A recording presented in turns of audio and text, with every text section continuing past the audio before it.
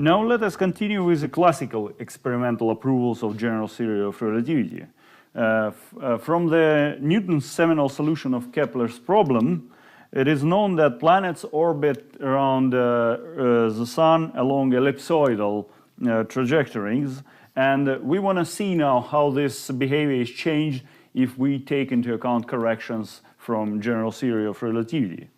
To do that, we want to find the r as a function of phi, so the curves which are covered by the particles during the planets or particles, point-like objects which orbit around a gravitating body.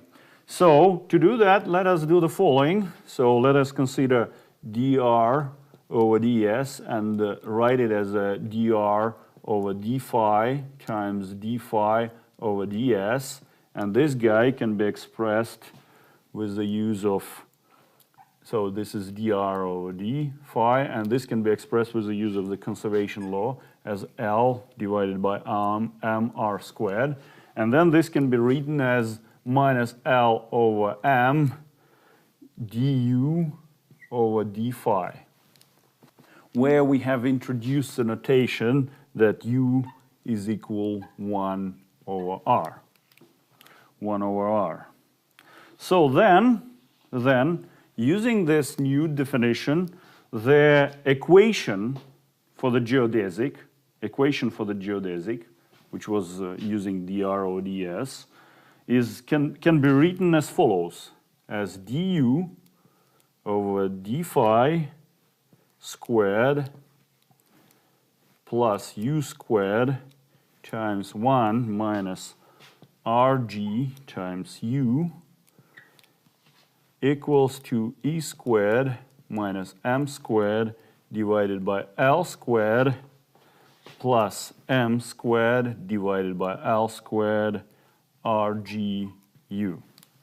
So this equation is equivalent to the one that we had dr over ds squared. Well, let me write it explicitly. Dr over ds is equal to e over m squared minus 1 minus rg over r 1 plus L squared divided by m squared r squared. So this equation is equivalent to this one in the new notations. Now let us differentiate. Let us take differential of both sides of this equation over d over d phi. So take differential of this equation over d over d phi and divide it, after obtaining the expression, divided by du over d phi. So we divide by this, both sides of this equation. As a result, we obtain the following equation. Du squared over d phi squared plus u is equal to m squared rg divided by 2L squared plus 3rg over half times u squared. So this is the equation we are going to work with. In this equation, one has to bear in mind that rg over r, which is nothing but rg over u, is much less than 1. Because, in fact, we want to consider this equation as a deviation from the non-relativistic limit. So in this is non-relativistic limit when this is much less than 1. In this limit, this term is small in comparison with the rest of the terms in the equation. So in this limit, we can neglect this term. So we want to, this is a Newtonian limit of this equation when this is much less than 1. The Newtonian, let us see that explicitly. The Newtonian limit of this equation is as follows. So as d, well, we're going to do the following. We're going to consider u expanded as a perturbation, u0 plus u1 plus etc. So this is a leading term which solves this equation without this term. And this is a perturbation over this due to corrections coming from this term. So let us consider leading contribution Newtonian equation, Newtonian limit. So in this limit, this equation reduces to the following one: du0 over d phi squared plus u0 is equal to m squared rg divided by 2l squared. So this equation is oscillator type equation because this is just an homogeneous part. If it were 0 on the right hand side, we would obtain just oscillator equation. With non-zero this guy, we have just an homogeneous perturbation. So then the solution of this equation is nothing but the following. u0 is equal to, well, we can easily solve oscillator equation. u0, which is by definition is 0, where subscript 0 corresponds to the Newtonian limit when we dropped off this term. So in this limit, we have the following situation, that m squared rg divided by 2l squared 1 plus e cosine phi. So where e is kind of integration constant, which follows from this equation. So this is the amplitude. Anyway, if E, which is called eccentricity, if E is less than 1, if E is less than 1, this E is less than 1, then this thing is nothing but the ellipse. If E equals to 1, we have a parabola. If E is greater than 1, we have a hyperbola. So these are three types of motion in the central central Newtonian force in classical mechanics. But the closed trajectories, which are of interest for us, correspond to E less than 1. In this case, this is just ellipse. Indeed, then we see that when we drop off this term, we reproduce the Newtonian limit, which corresponds to this situation. Now we want to consider the perturbation for this. So for this reason, we want to plug this thing, this expression, approximate expression here, and find the equation for u1. So to find the equation for u1, in this term, we have to take into account of only u0. Then, for u1, we obtain the following equation, d squared, well, taking into account this equation, obeyed by u0. For u1, we obtain the following equation, that du1 over d phi squared plus u1 is equal to 3/2 rg times u0 squared. So this is easy to see. We took into account u0 in this term only. So this is the equation we obtained for u1. Well, this is a relativistic, general theory of relativity correction to Newtonian trajectory will follow from here.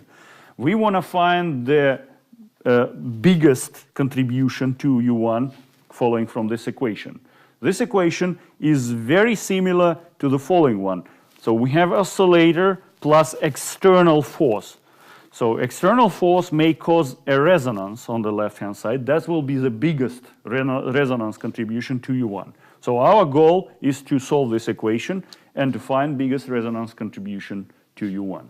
So we are solving this equation, d squared of u over d phi squared plus u is equal to m squared rg divided by 2l squared plus 3rg over 2u squared.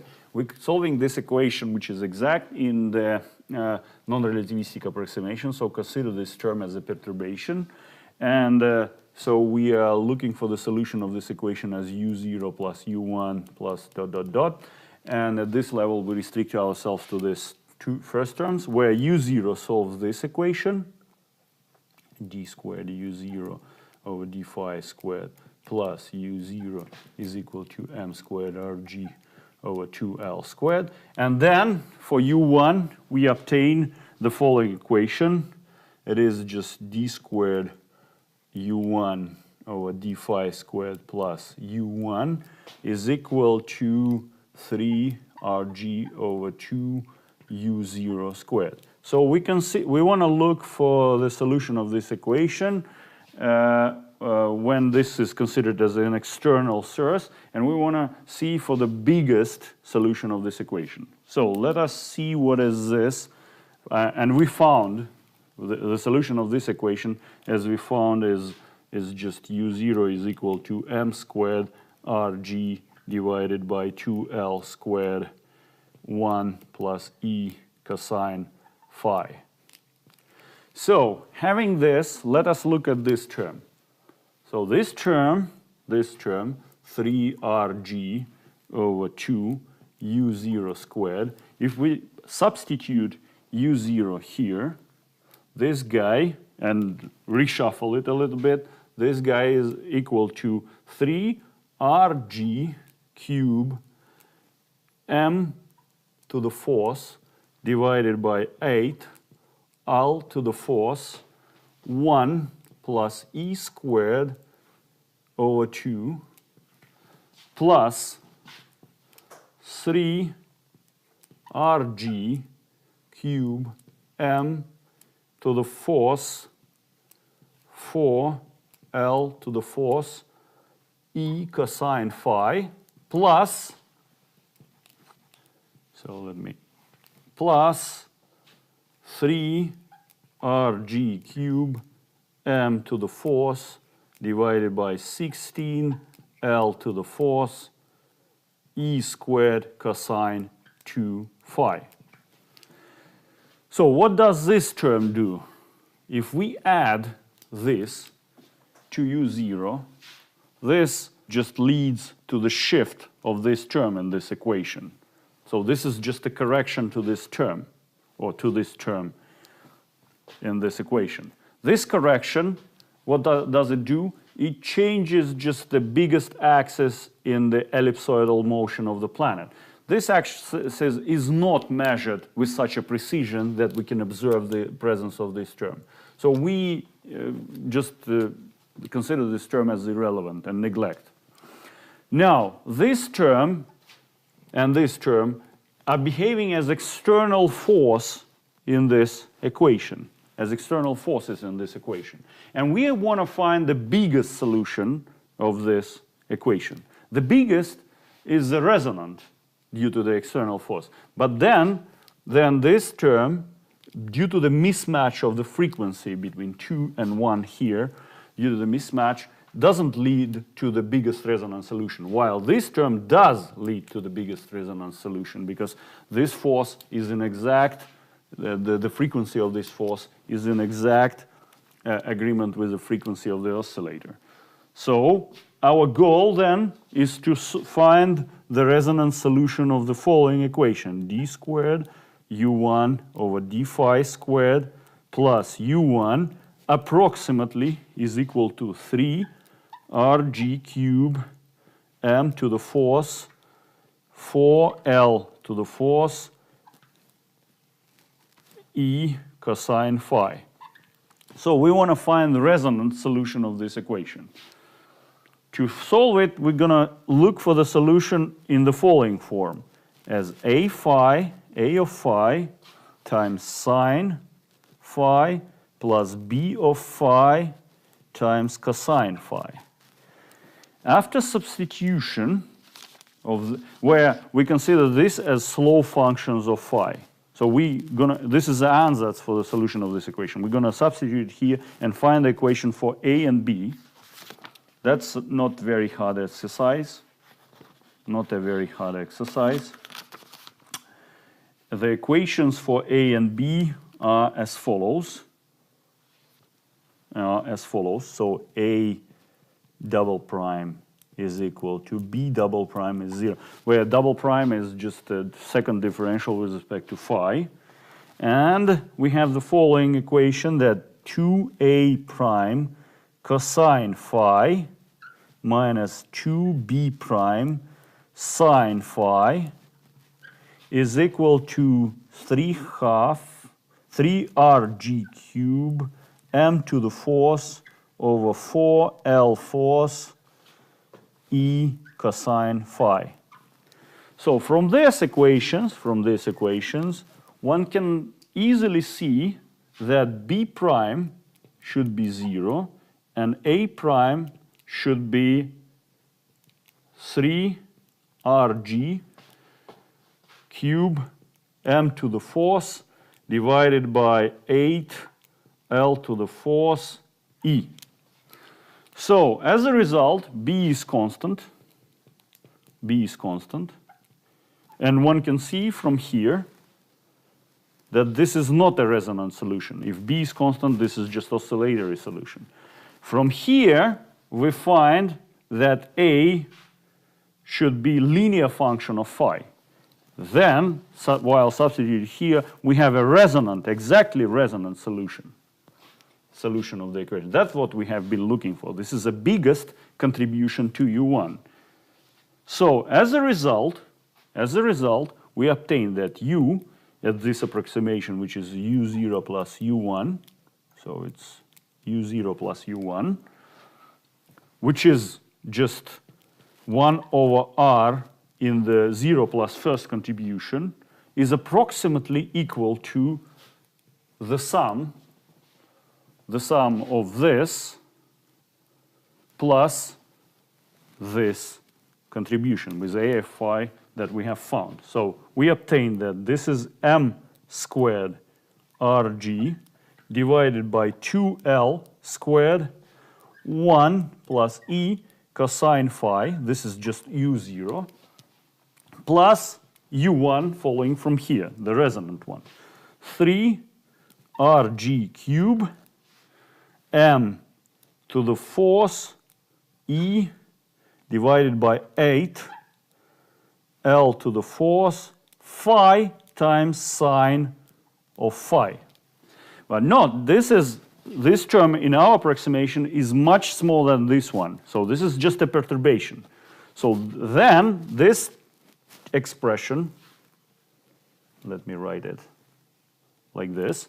This expression can be approximately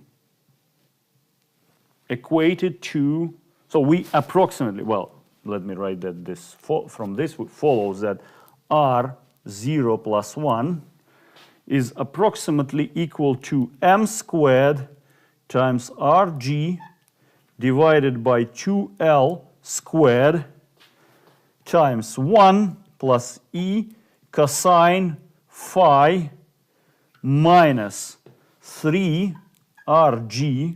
squared times m squared over 4L squared phi.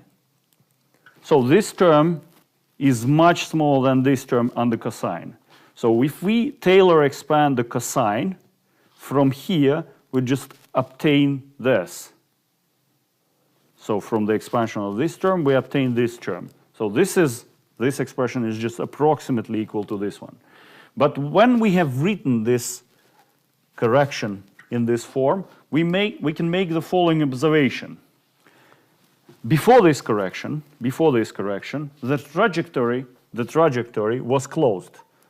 Was closed like this.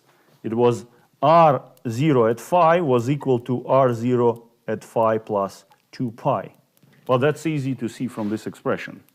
U0 at phi is equal to U0 plus 2 pi. Phi top plus 2 pi. So R0 is closed. But now, due to this extra correction, the trajectory is closed under the following condition. Under the condition that R0 plus 1 of phi is approximately equal to R0 plus 1 of phi plus 2 pi plus extra contribution due to this term, plus 3 pi Rg squared divided by 4 L squared m squared. So there is a precession. So the particle doesn't go back, but a little bit shifted. Shifted by a small angle following from here. So the angle follows from here. So we have, let me remind you, we have arrived at the following statement, that u0 is equal to 1 over r0, which is m squared rg 2l squared 1 plus e cosine phi. At the same time, u0 plus u1, which is 1 over r0 plus 1, so it's a 0 level plus first correction, is approximately equal to m squared rg divided by 2l squared 1 plus e cosine of phi minus 3 rg squared m squared 4 l squared times phi. So while this guy corresponds to closed trajectories, so r0 phi is equal to r0 plus phi plus 2 pi, so this is closed elliptic trajectory. This guy corresponds to not closed trajectory, so so we have r0 plus 1 of phi is equal approximately to r0 plus 1 of phi plus 2 pi plus small correction due to this term, which is 3 pi rg squared m squared 2l squared. So we have a precession. So the trajectory is not quite closed. So there is a small rotation by an angle falling from here. The rotation angle is just 3 pi rg squared m squared over 2l squared. So in the case of circular orbit, if we have circular instead of elliptic orbit, L, just in non-relativistic limit, just mvr, where mass, m is the mass of the planet, v is its velocity, r its radius, and we also have that v squared is equal to rg over 2r. So then, for this case, from here, we find that delta phi is approximately 3 pi rg over r. So this is for the circular orbit, while for the elliptic orbit, delta phi, in similar manner, one can find that delta phi is approximately equal to 3 pi rg divided by r 1 minus e squared. So let us, the closest planet to the Sun is Mercury. And then we expect, because for Mercury is R, although is much greater than Rg, but still is closest, has closest value to Rg among all the planets. So the Mercury is expected to have the biggest contributions of this sort. Then if we represent, substitute for the values of these expressions for the Mercury, we find that for the Mercury, delta phi is approximately 10th digit of the second, angular second. So it's 0.1 of angular second. But this is a secular effect, so it like grows in time, and during a century, during 100 years, it goes up to 43 seconds. And this is already a measurable effect, and it is measured and is in perfect agreement with the discrepancy that was observed for the Mercury more than 100 years ago.